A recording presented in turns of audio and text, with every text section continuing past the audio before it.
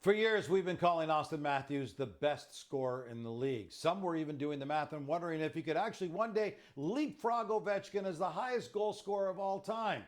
And now, he's not even the favorite to win the Rocket this year. Frankie, is Matthews no longer the scariest shooter in hockey? He's still the scariest shooter in hockey, Gino. I don't care that he had a down year last year. When you almost tucked 70 goals 2 years ago, you should still be considered the scariest shooter in the game. Maybe you don't need to be the betting favorite every single year, but put it this way.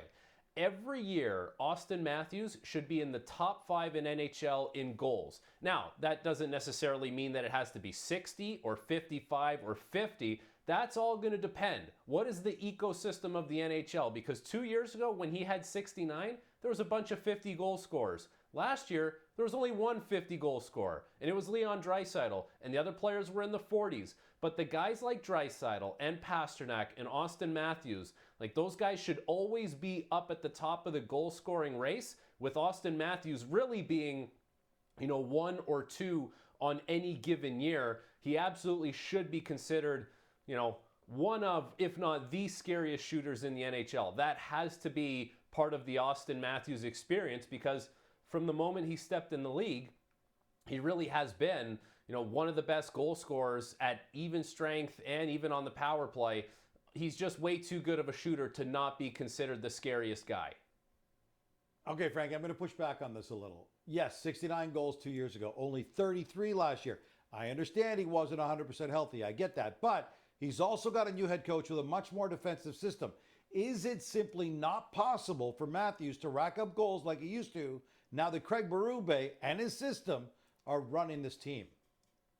It's a good point because the priorities have changed in Toronto and it's not as loose offensively as it used to be with Sheldon Keefe there, but that doesn't mean that Auston Matthews can't still score a lot of goals. It just doesn't mean that he's going to score 69 or 60. But to say that 50 is an attainable target every single year for Auston Matthews, even so, playing a defensive system with Craig Berube, I think that's still on the table because even though coaches want to play sound defensively, you know what they love?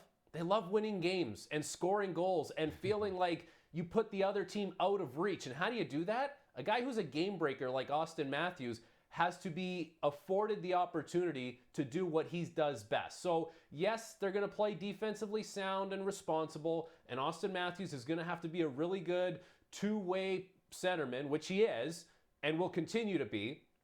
But just because 69 isn't on the table anymore doesn't mean that 50 isn't on the table, even though you're taking care of your own backyard at the way Auston Matthews has to. Something else for Matthews and Draisaitl, for that matter, have to look out for on the hunt for the Rocket. Connor McDavid's coming and he's motivated. He says, I want to prove scoring 50 or 60 isn't a one-off. I've had 50 goals. I've had 100 assists. I'd like goals a little bit more.